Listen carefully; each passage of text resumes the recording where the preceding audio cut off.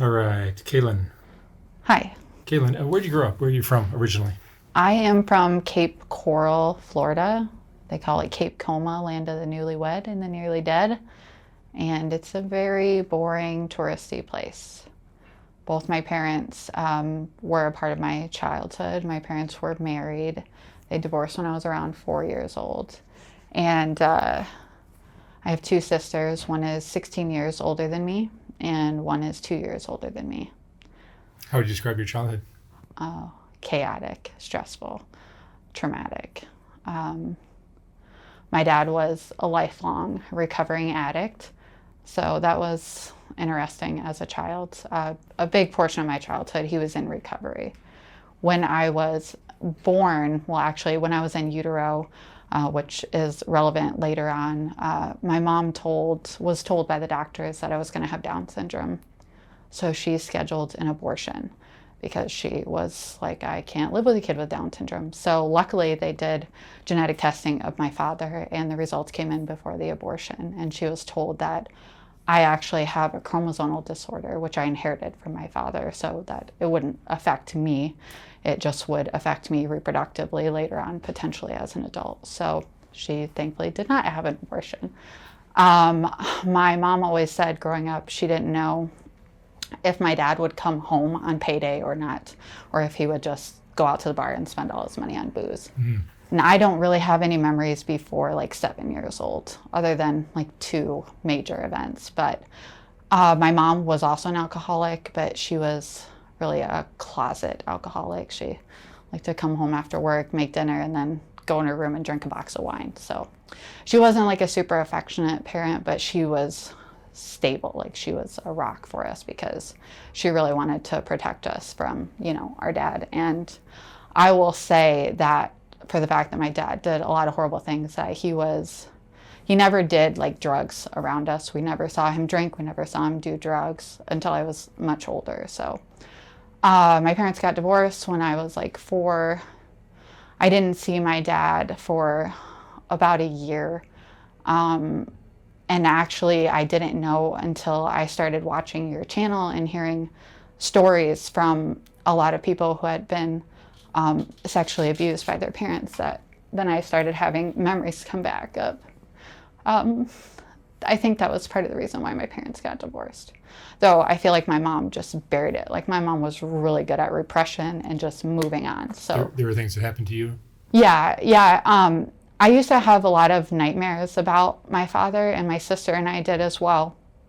And then I don't have any memory of anything, but I have like emotional, I guess, memory, like how it just gets buried in your subconscious and you can't explain why you remember things. But I started realizing after watching your channel that when people were describing their childhoods, that in many ways they were describing me. My mom said I was a really shy child, and that, if somebody talked to me, a stranger, that I would literally like face a corner and like not speak to them, which is kind of funny now because I'm very outgoing and charismatic and like meeting new people. But as a child, I was very shy.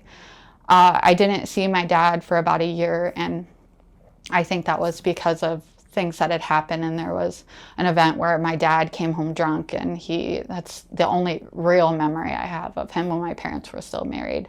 We had just gotten this new white carpet put in where we lived, and my dad had come home drunk, and he told my sister and I to pack a suitcase, that we were going to grandma's house, but we live in Florida. My grandma lived in Michigan, and I just remember my mom locked herself in the bathroom and called 911 and said that he was trying to kidnap us. And I remember by the time the cops got there, he had kind of sobered up. He was drinking this red Kool-Aid, and they sort of grabbed a hold of him, and the Kool-Aid spilled all over the white carpet. And that singular event was, I don't remember why it was so specifically important, but it's just like burned in my memory. And after that, I didn't see my dad for about a year. And my mom had primary custody, and my dad had, visitation rights through the courts. And every Wednesday when I was in elementary school, he would basically come to my apartment that we lived in. And my mom was a florist. She worked a lot, and, she made like very little money. And my dad never paid child support. So she would just every once in a while sign off saying that he paid so that he wouldn't have to go to jail, because, she didn't want to like take him away from us. But he would call the cops, and the cops would come to the door, and he would basically try to force me to go with him. And the cops, said, like my mom, I would call my mom crying when she was at work, and, the cops are here again, and I don't want to go with them. And she just said, just keep the door locked and I'll get home when I can. And the cops would always tell my dad, you can't force her to go with you. She's old enough to say, I don't want to, so we're not going to make her. So as things kind of progressed, my dad got a lot more stable. He was working a lot. At first, he was a mechanic. He was actually a mechanic in the Army. He joined the Army when he was 16, and he was miraculously honorably discharged for shooting up heroin. His commanding officer said he had a drug problem, which was a medical problem, and that if he packed his shit and got off his base in 24 hours, that he would give him an honorable discharge. So my dad had started doing hard drugs when he was really young. He started drinking when he was a child. So, he had this past, and he was raised Catholic, and he always said he was a recovering Catholic. So he was always trying to atone for sin. And he really struggled with this idea that, he was going to burn in hell because he had been told that growing up. And he just felt like he was a horrible person. So he had times where he was really trying to make up for it, and other times where he just was chasing dragons and, just balls to the wall, every drug and drink he could find. So when he was sober, he was okay. And in middle school, elementary school was okay.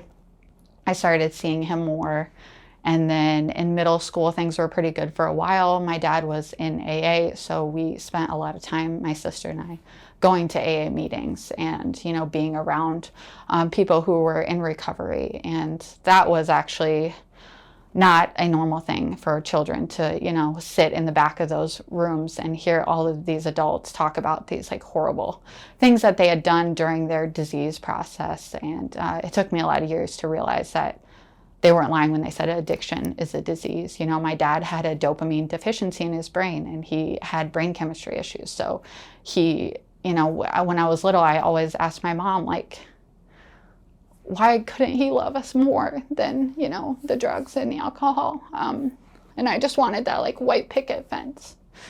And I really resented my father and my mother for divorcing him, for not being willing to keep our family together. But when I started going to AA meetings with him, I literally went to AA meetings in diapers. I was there for probably 16 years, so that was, 13 years maybe, yeah. And, my dad would always invite my sister and I to come to meetings when he would speak. And he would always point us out and say, despite all the horrible things that he had done, that he was so lucky that his daughters were still there and supporting him. And I was my dad's biggest defender.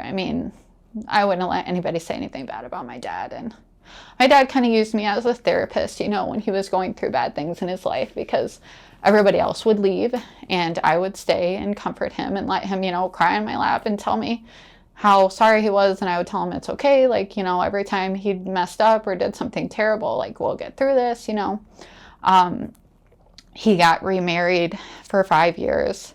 And I really hated my stepmom. She just wasn't nice to me. I'm not sure why. And she had 3 boys, one of whom was severely autistic and disabled. And when their marriage fell apart, prior to that, my dad actually, he was very motivated. He took himself back to school. He became a Microsoft systems engineer, and he was working for the largest title company in the US. He was traveling all over the world. He was making a lot of money. He was, successful. He was always well-groomed and wearing suits and, just doing the thing. And I still only saw him on Wednesdays and every other weekend. My sister lived with him, and my mom never kept us to visitation. She said, you can see your dad whenever you want.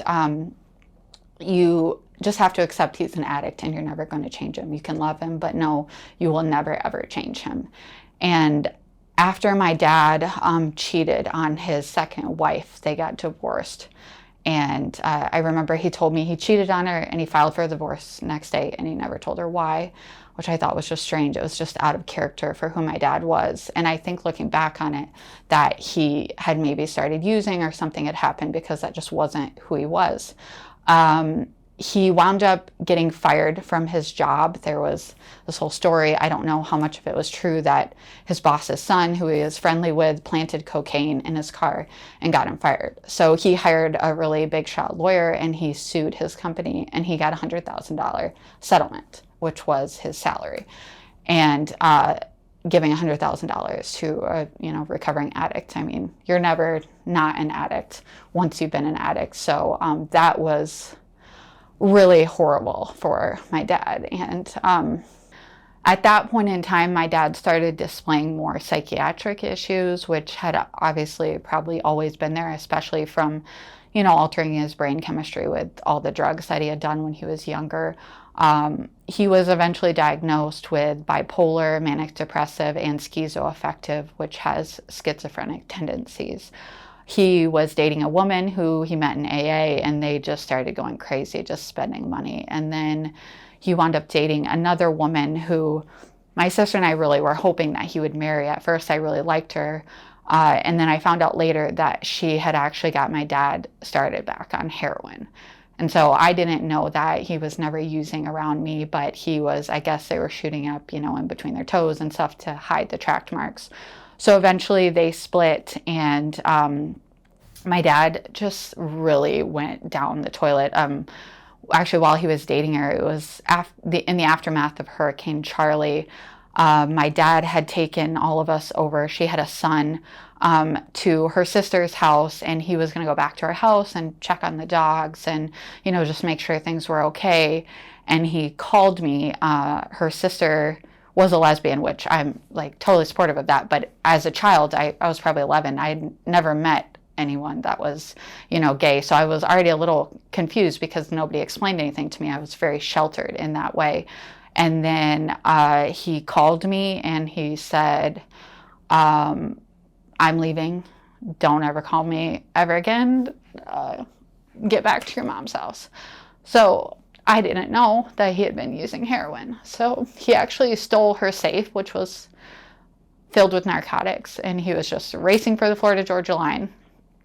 So I wound up the cops were called, and I wound up getting back to my mom's house. And eventually he wound up having to go to rehab. He called me a little while after that. I was home after school one afternoon, and he just called me out of the blue and said, Katie, is your mom home? I said, no, she's at work. And he said, well, tell her I'm going to blow her fucking brains out, and hung up. So my dad was very privileged that he did a lot of terrible things, but he served very little jail time, which I do think part of it is that he was, this white man that was just like non-assuming and non-threatening. And so he wound up having the choice between going to jail or rehab, and he went to rehab. We lost our house. He lost everything. He didn't have any money. He'd spent it all on drugs. And after that, I still lived with my mom, but he wound up renting, when he got out of rehab, a house in the country, kind of like North Fort Myers. And that was when I first had goats, which I'm a dairy goat farmer. I raised Nigerian dwarfs. I always wanted livestock. My mom grew up on a farm. We always would talk about if we won the lottery, we would have this beautiful thoroughbred farm. I really wanted to race thoroughbreds when I was a kid and be a jockey. And so my dad got this little place out in the country that had like 4 acres, which was, I grew up in like apartments pretty much my whole life. So that was the most land I had ever seen. And the landlord was talking about getting some animals for a tax write-off. And I convinced him to get goats. So he went to the auction. He let me come with him, but he got all these like sick goats he just didn't know what he was doing. And I was just like, yay, goats. I was young and excited about animals. And so I would take care of them. I mean, he didn't live there, the landlord. So my dad lived at that property for a while. And then I don't know if he was using or what exactly happened, but he was not managing his finances. At that point, he was disabled and he was on Social Security disability. And so he was getting money because he had paid a lot of money and he had made a lot of money. So he wound up having to move, and that was quite devastating. We moved to an apartment complex, and then shortly after that, my grandfather died. He was a pretty big alcoholic, so he actually died from complications of liver failure from, a lifetime of hard wear and tear on his body. And after that, my dad decided to move to Michigan to take care of his mom, which is kind of comical because I feel like in many ways she was the one taking care of him. He was the baby, the only son. Her other son had died in infancy. And so he moved there, and then I lived with my mom, and my mom had a longtime boyfriend at that point, my stepdad, Bob, who was an amazing man. He was just caring, and he really loved my mom, and he really loved me, and in so many ways he was a way better dad to me than my own father ever was. When I was a freshman in high school, was I a freshman? A sophomore, maybe. Mother's Day weekend, my mom she had a stroke, and she was in the hospital. And I remember I was laying in the hospital bed with her, just kind of cuddling with her. And the doctor came in and said, you've had a stroke. You need to make some lifestyle changes. You need to stop drinking. You need to stop smoking cigarettes. You need to exercise. My mom really, at that point, when she was younger, she was beautiful, always high fashion. She always wore red lipstick. She just always looked ahead of her time. She was incredible. And as she got older, and I think she just repressed all of the painful things that had happened to her in her life and just internalized it, it really ate away at her. And she became overweight and just, a chronic smoker and drinker. And she just looked so unhealthy. So it wasn't really a shock when she had a stroke. She was 52 at the time. And then the doctor left, and we were kind of digesting what he had said, and another doctor walked in and said, "We've found a mass in your brain." So they did a biopsy and found out it was glioblastoma, which is a really aggressive form of brain cancer. So they said with treatment, if she responded well, that she would live 2 to 3 years. And she lived for, I think, around 7 months. She couldn't work anymore. And, I had my learner's permit. So while all my friends in high school were, going shopping and having sleepovers and all that, I was driving my mom to chemo and radiation appointments. And she was pissed. And I don't blame her. She was 52. She thought she had her whole life ahead of her. And she was really mad. And she also really wanted to drink alcohol. And, she had never admitted that she was an alcoholic. She had never said those words aloud. She didn't, go to AA, but she was. And when she was told she couldn't drink anymore because of all the medications, it made her really, really mad. And so she got to the point where she just was so angry. And I was home, I'd come home from school and help take care of her. And, all her hair was falling out and she had burns everywhere. She was so angry, and she didn't have anybody to take it out on except for me. My oldest sister, who was married and had children, lived in Michigan, and my sister is 2 years older. She lived like maybe 10 or 15 minutes away. She just couldn't face it. So she didn't. She never came over. And my stepdad worked a lot to help to pay for my mom's medical bills. So it was just me and my mom.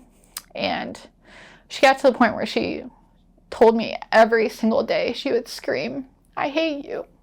And it really hurt me. It was so hard to watch her suffer and to ever say she hated me. I didn't understand, and it hurt so much. So eventually I got to the point where, I went from being a straight A student. When I was a kid, my mom said, "You're going to go to Harvard." And I always kind of laughed about that because I didn't want to, but she just, wanted me to succeed in life.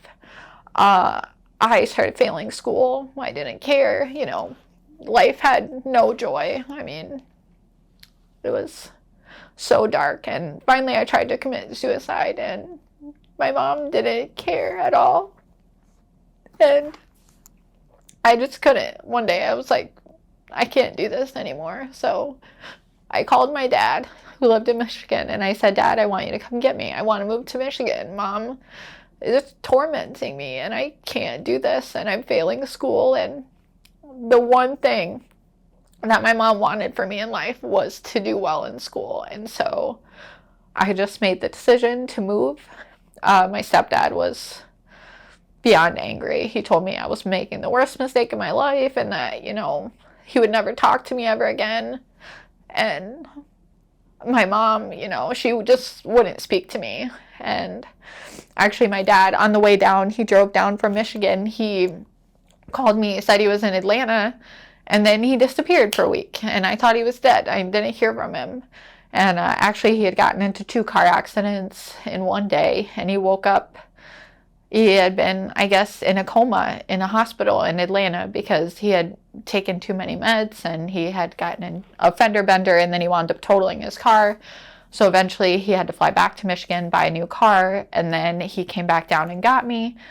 My mom and I didn't really speak for a while, and then I was only up there for a couple of months, and I went from living in this, place in Florida where like whites were the minority. I went to school with tons of Hispanics, Mexicans, Guatemalans, blacks, and I moved to Sand Lake, Michigan, which like the elementary schoolers and the high schoolers ride the same bus. It's bring your own tractor to school day, and it was so country, and I was the new girl, and I was strange, and they had maybe 1 or 2 black kids in the school. And I wound up, my sister called me and told me, my oldest sister, that mom was in the hospital, and it was the end of November of 2006. And she said, Mom's in the hospital. They don't think she has much longer. If you can get to Lansing, I'll buy you a plane ticket.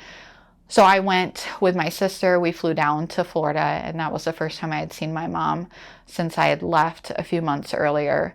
And she was in the hospital, and she said we had this, really beautiful moment where she told me she loved me. She said, I never thought I'd see you again. And after that, she went back to being extremely cold. And looking back on it, I don't know, maybe she thought she was doing me a favor by pushing me away, like it would be less painful. But she just stopped speaking to me. Like if my sister walked in the hospital room, she would look at her, and if I walked in, she would literally turn her cheek and just not speak to me. So she wound up getting moved to hospice, and we set up Christmas in her room. Christmas was her favorite holiday. And she went into a coma the last week that she was alive. And her body just, it's like the only time I've ever seen somebody while they're still alive, your body begins to decay in a coma when you're, the cancer was through her whole body. So she just smelled and sounded, she had these gurgling sounds all the time. And she just looked and she smelled like a corpse. And my stepdad and I were in the cafeteria. I think I was eating a peanut butter and jelly sandwich. And my sister and I had made this pact. My sister is 2 years older, that if she died, we wouldn't try to revive her, that we would just accept it, which is a ridiculous thing for a 16 and an 18-year-old to say that, because you're facing, losing your mom. And even though they said she is dying, she's in hospice, this is end stage, you don't really, it doesn't sink in that this is the end of your mother's life. And we went back to the room, and she waited for us to get back there, and then she passed away. And I was holding her in my arms. I was laying with her, and I felt her stop breathing.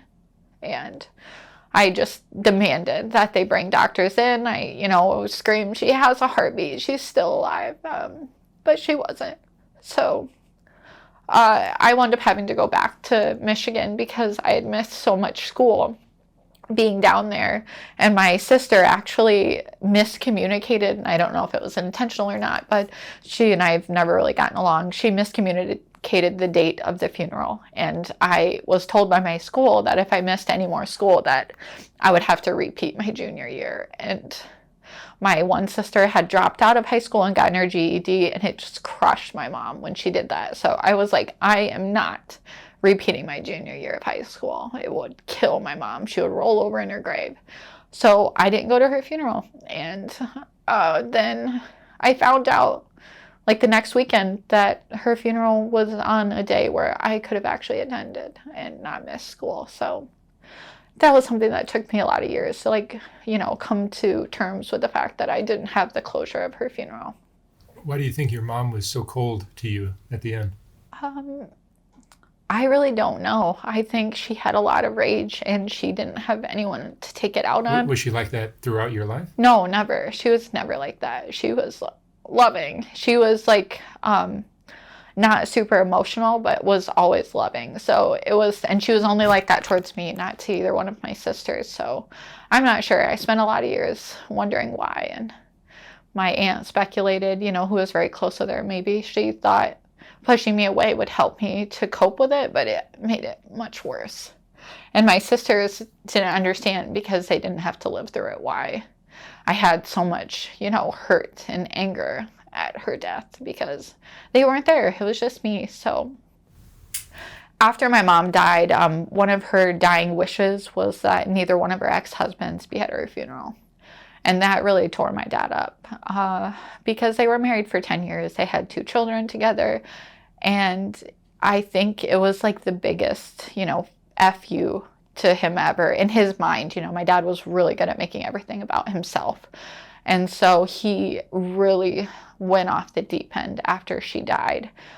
He started having really severe manic episodes. And I wound up my senior year missing a lot of school because my grandma was afraid to be home with my dad alone. He would sit at the table and he would be up for days on end and he would just say crazy shit. And I got to the point where I would just take Post-it notes and write down all the crazy shit he was saying and stick it all over the table in front of him. And when he would come out of it, I would be like, this is what you're doing. This is what you're doing to your mom. And he started really abusing his medication because he had been in the Army. He was being managed by the Veterans Administration. So he was getting they would send every 30 days, they were sending 3-month supply of pills, and he was on antidepressants and antipsychotics. And he was either a complete zombie. We'd be driving and he'd be driving and he would fall asleep just driving down the road, and all of a sudden we'd be in a ditch and I'd be screaming. And he just was really depressed, and he couldn't, once he started, he couldn't come back from it. And I wound up, not only was I the new girl at this little country bumpkin school, but I was then the new girl whose mom had just died of cancer, and all of my teachers, and all the students knew. And I came back to school, and that first week I was back, the teacher in my home ec class, and I know she didn't think about it, but she was playing a movie, What's Eating Gilbert Grape? And there's a scene in the movie where his mom dies. And I just ran out of the room crying. And I ran into the bathroom. And some girl that I had never seen before, I came out of the stall and she hugged me. And I went home that day and I said, Dad, get me the fuck out of here.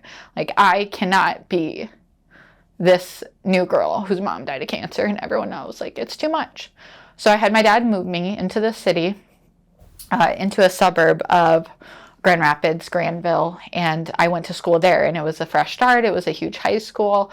I spent a lot of time in the guidance counselor's office. My guidance counselor gave me an open pass. I could come whenever I wanted, so which I'm really thankful for. That really helped. And my dad started smoking crack.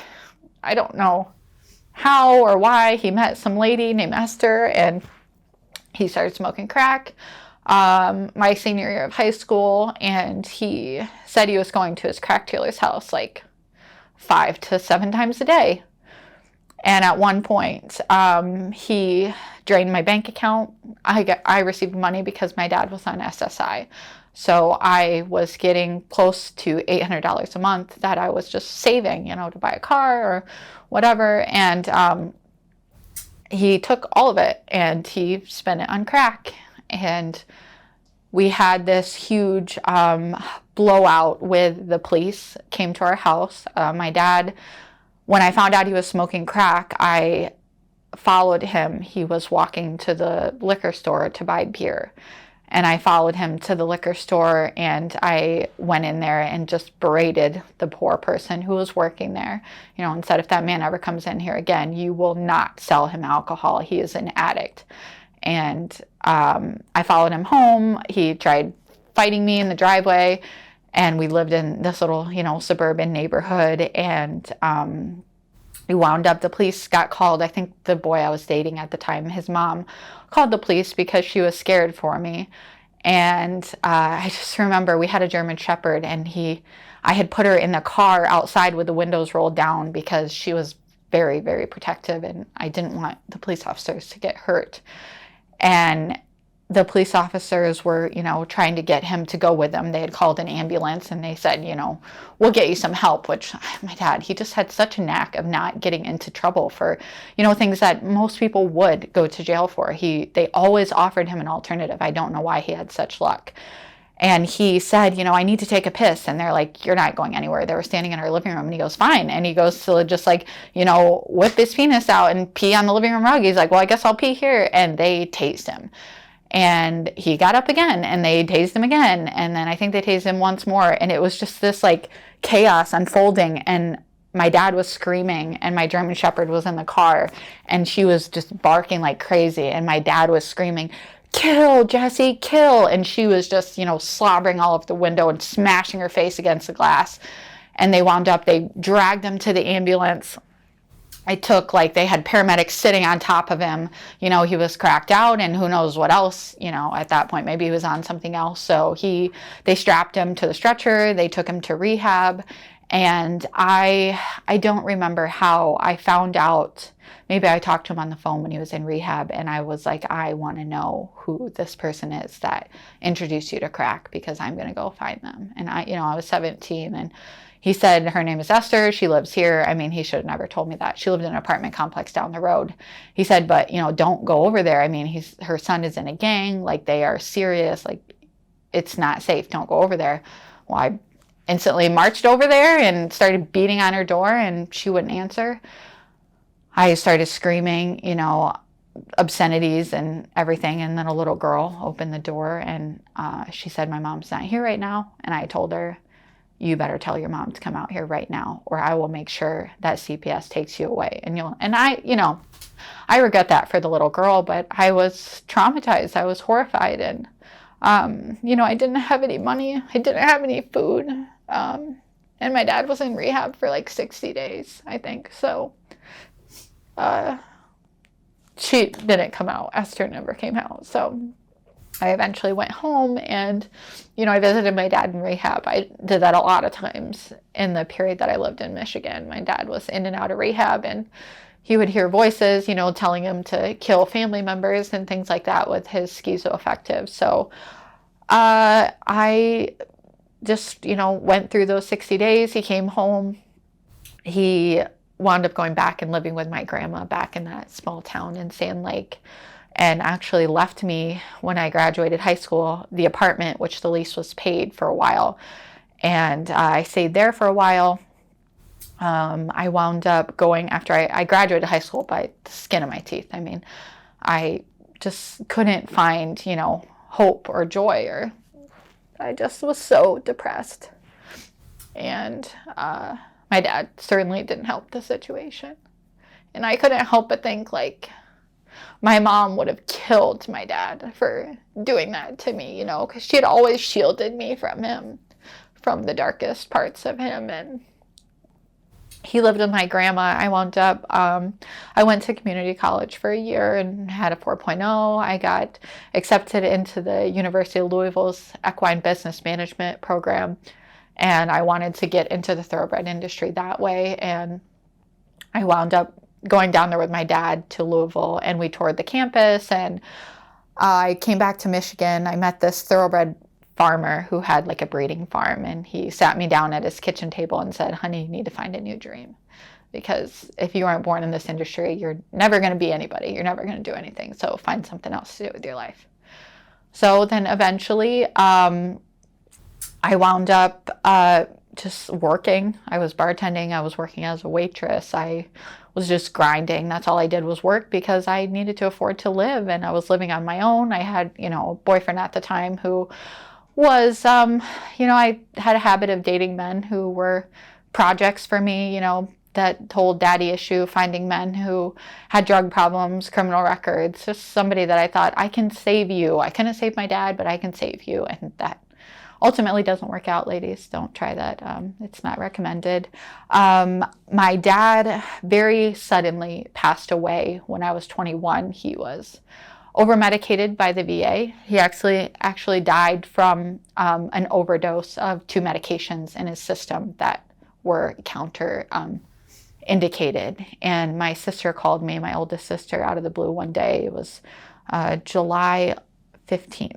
She called me, I was 21, and said, your dad died. And I just remember I hit my knees, and I had a house full of people, and my brother-in-law got on the phone and said, hand the phone to my boyfriend at the time, and he told everybody to leave. And my dad had just passed away peacefully while he was sleeping. He was living with my grandmother. She actually thought he was just napping, so she left him on the couch, dead for hours, thinking he was just sleeping. His medication made him tired, and he had actually been up that night taking pictures of himself for his dating profile. He was making an online dating profile, and he had sent them to my aunt and said, what do you think about this one or this one? So it's weird because, those are the last pictures that were ever taken of him alive, and they were literally hours before he died. So he passed away, and I guess in a way, I didn't really grieve him dying because it was less than 5 years, since my mom, and I had never really grieved her dying. So I just, in a way, didn't miss him because he had just made my life hell for so long. So I wound up, the house I was living in, wound up getting all the windows broken by these hoodlums that lived in the neighborhood. There was an altercation with the guy I was dating's cousin and some, kids over a $5 bag of weed, and they came to our house. They actually went into our neighbor's shed, and they took shovels and hammers out of the neighbor's shed. It was the middle of the day.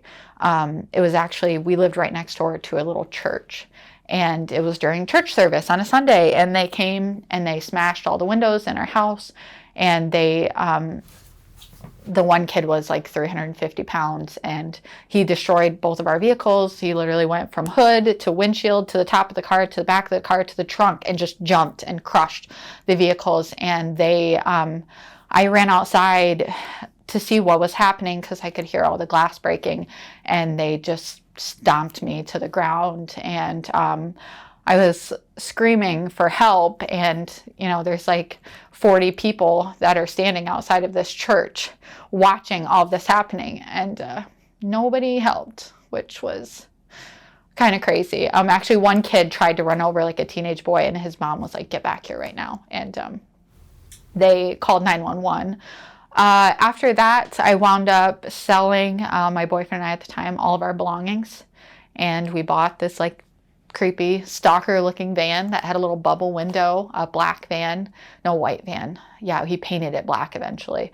And we found somehow through this online homesteading forum, these crazy hillbillies that live in a town in Georgia that nobody's ever heard of, that was burned down by General Sherman during the Civil War, and they're still really mad about it to this day.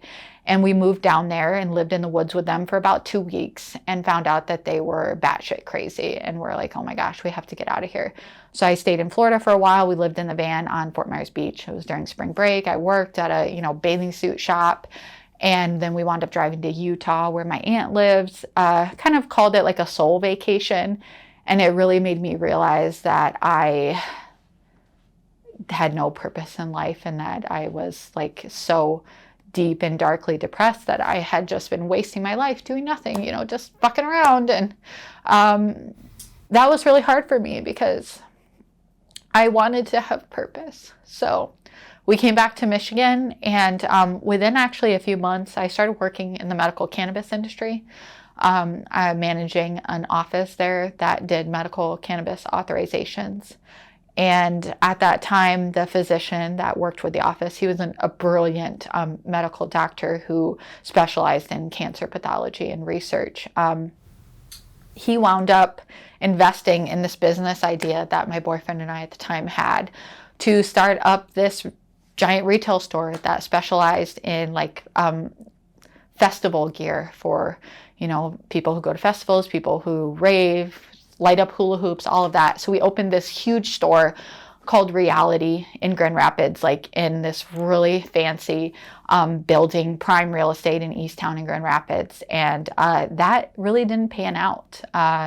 My business partner was a maniac, and he really just tormented me. And the business ultimately didn't work. It was closed down within a year. But it was a good learning experience of, accepting failure and moving on from that. So at that point, I kind of decided that I really needed to focus on me and heal whatever it was hurt inside of me so that I could, have a good life and be productive and to make something of myself that made me proud of who I was. So I had started experimenting with psychedelics, and I've never been one to really want to be high. I know with everything that I grew up with, I was fortunate in the way that I heard so many horrible things from people in AA, NA, CA, all of that. I did Al-Anon. I never wanted to be a drug addict. I never wanted to, be out of control. I never wanted to be an addict. And so I think that's what saved me from, I was offered drugs so many times when I was young. I mean, when I was in high school, if you smoked weed, I would be your friend in school, but I told people, I'm sorry, I can't hang out with you. You smoke weed. And I don't. My dad told me weed is a gateway drug. So when I started experimenting with psychedelics, I wound up trying DMT, which is called the spirit molecule. There's a really great book about it. And that was like a singular life-changing moment for me. I can only describe what I did as going to heaven. And it was like all the pain in my life was in a singular moment was lifted off of me.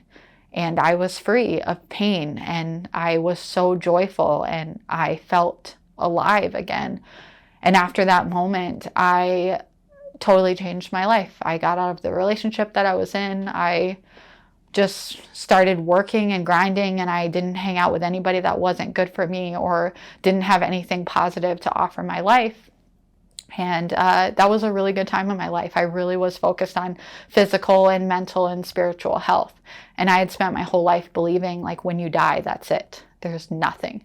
And that was really hard for me to accept the death of my parents because of that. After that experience, I wound up reconnecting with someone I had met when I was 18. And eventually he became my husband. And he's the best. He's the most wonderful person ever. And he loves and supports me in every way, and he totally accepts me for who I am, which is rare. I can be exactly who I am. I wound up moving to Washington. He was in the military. He was a nuclear electrician in the Navy. I moved to Washington where he was stationed, and we lived out there for a few years, and then he was stationed in upstate New York. So we moved there.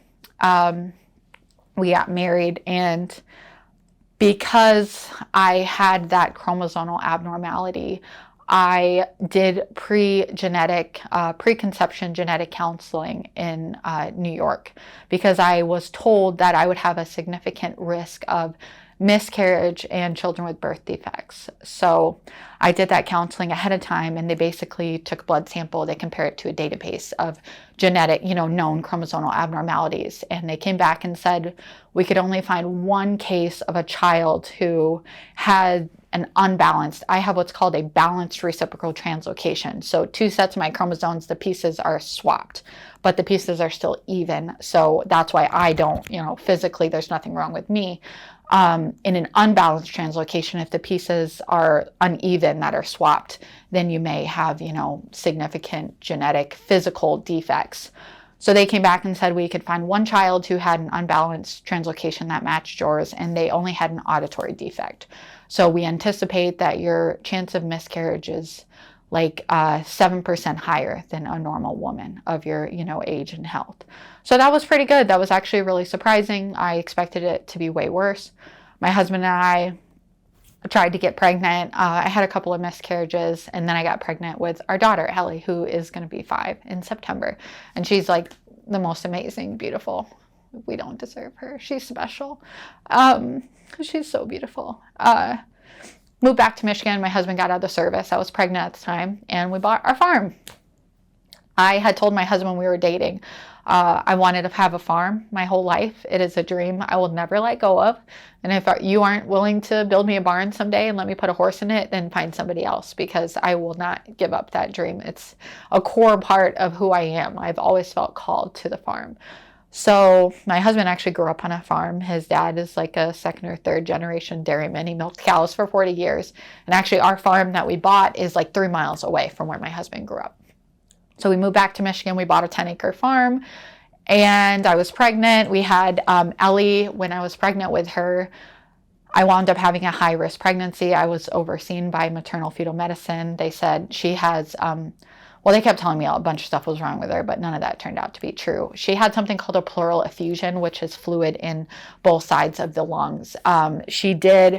I did wind up having a C-section, an emergent C-section, and she did spend 4 days in the NICU, but she was literally the healthiest baby there. She had almost nothing wrong with her, and she came home after 4 days. Everything was great. My husband and I decided to try to have another child once Ellie was 2 years old. I had many miscarriages, including one at 13 weeks, which was quite painful. Physically, it's painful at that age, that stage of gestation, but emotionally, that was really painful. And I really got to the point where I just felt like I did not want to try anymore, because the trauma of going through that was a lot. And the doctors speculated that because of my chromosomal abnormality, that the embryos kept developing with chromosomal abnormalities. So that's why that was happening, which makes sense. Eventually, I got pregnant again, and that was with our daughter, Amelia.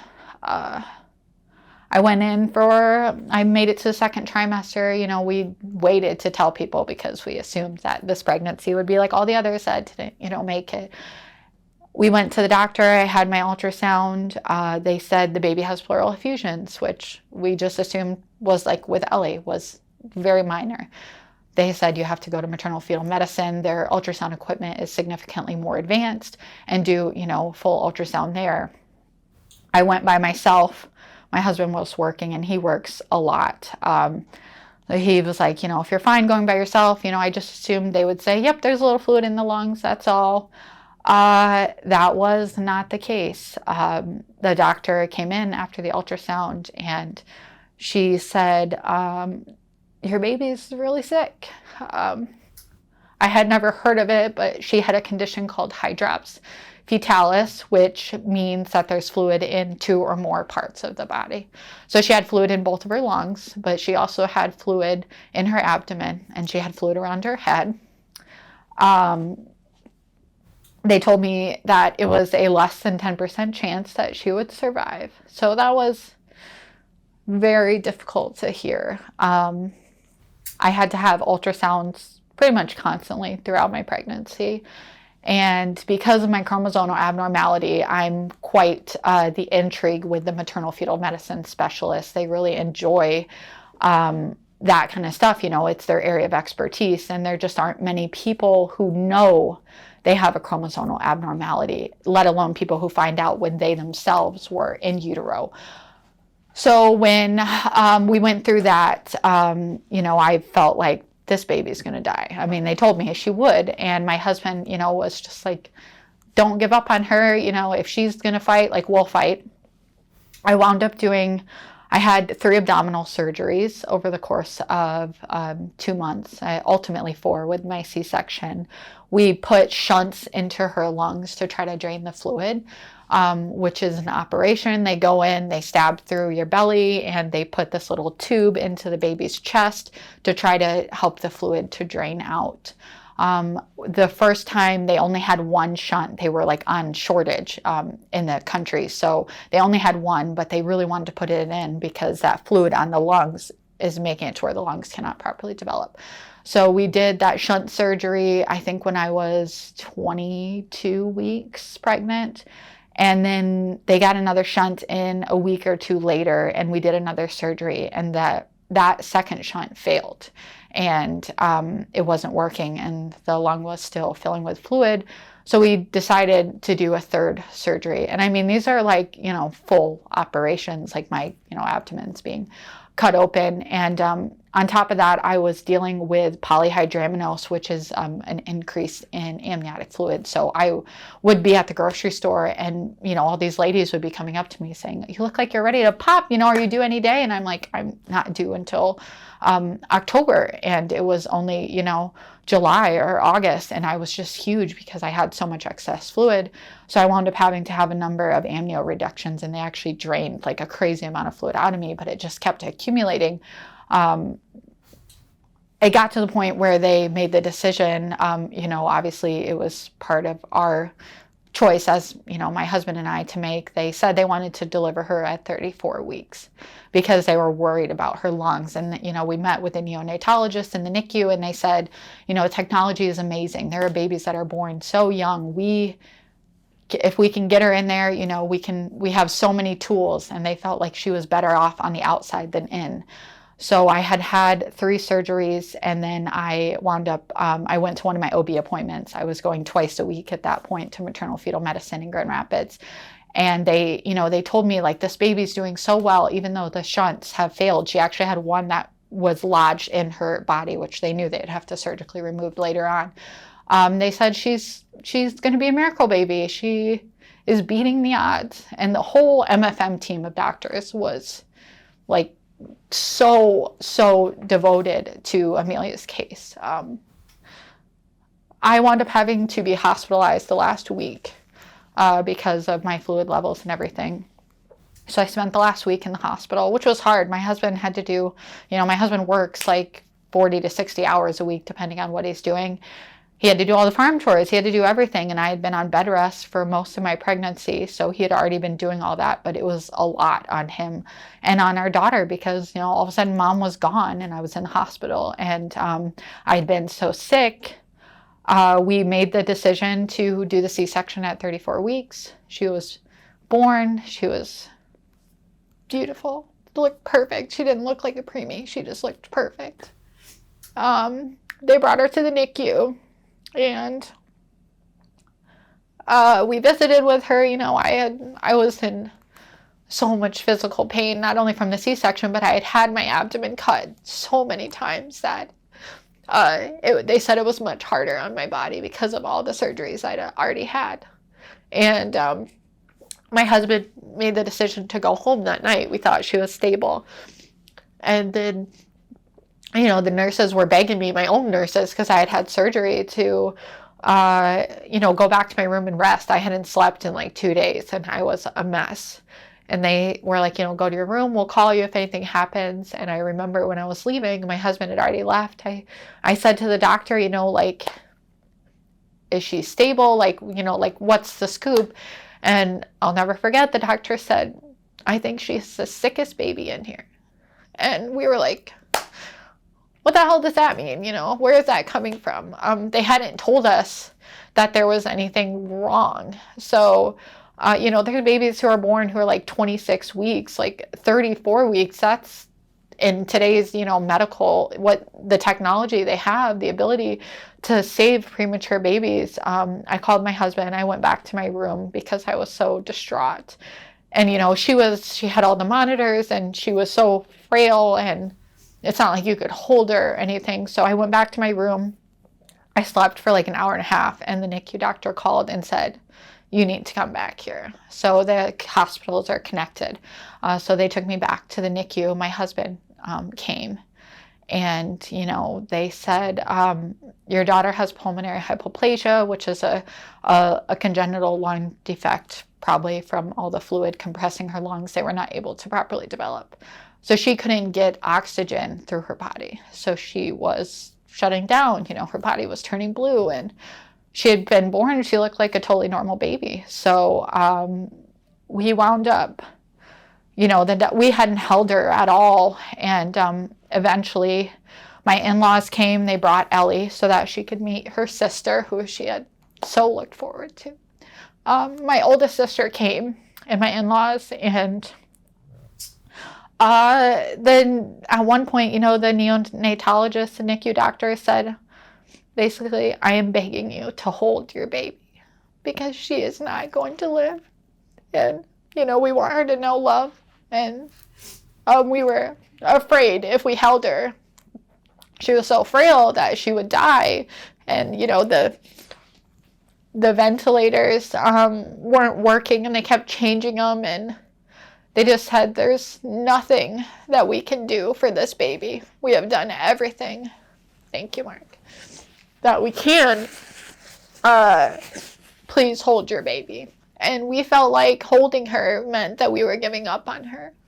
And we didn't want to hold her at first. And finally the doctor said, please don't make us have to resuscitate this baby because it will only hurt her and it will hurt us. And please just hold your baby. And my husband has had a pretty blessed life. He grew up poor, he grew up on a farm, but nothing bad has ever happened to him other than, grandparents dying of old age. So for my husband, that was, for me too, the single most traumatic experience of my life. But for him, he had never faced death like that. And I thought, losing my mom, especially, and going through that I could handle it. And it wasn't, there are no words to express or any way to prepare you for losing a child.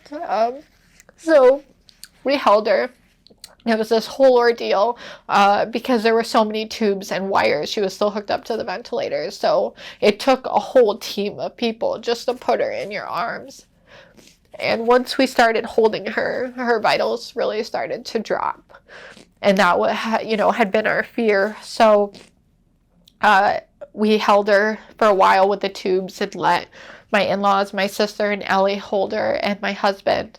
And then we made, the decision to take her, take all the tubes off and everything so that we could just hold our baby. And we held her. And she passed away pretty quickly. And then we just left. I honestly couldn't face holding my dead baby. It was too much. So I regret now not holding her more and staying with her, but I couldn't.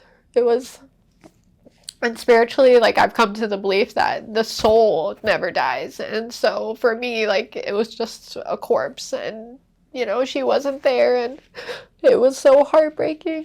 So I got discharged the next day, and I went home, and the despair was because I was still supposed to be pregnant. Not only did we have this horrible heartache, this gut-wrenching agony of losing our child, but my womb still ached, for this baby that had just been in there the day before. So we went on a family trip, and we went away to this great Airbnb and went trout fishing and just kind of got away because even my husband, who is the most calm, gentle, stoic man, we couldn't bear to be home. We couldn't bear to face the reality that our daughter was dead.